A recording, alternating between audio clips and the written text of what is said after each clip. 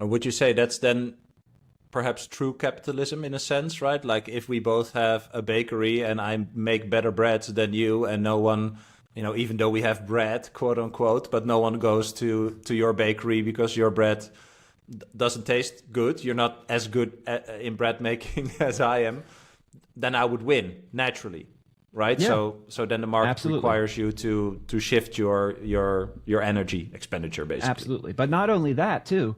And Satoshi has a quote about this. Basically, what he said was that the cost of production of pretty much any commodity or any good or service always tends to gravitate towards its cost of production.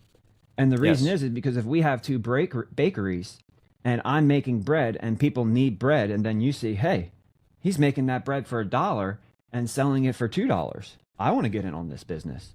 Well, then as you start to make bread, what happens? The supply of bread goes up against a fixed demand or maybe a slowly rising demand with Yeah, population. unless you invent a cronut or some Yeah, crazy new bread type.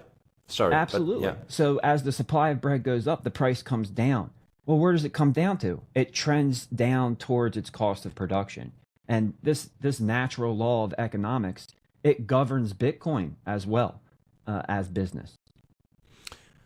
and if we follow the bread example, but if the price goes down, right, some people will say, well, I'm going to quit my bakery because, I cannot make enough money anymore.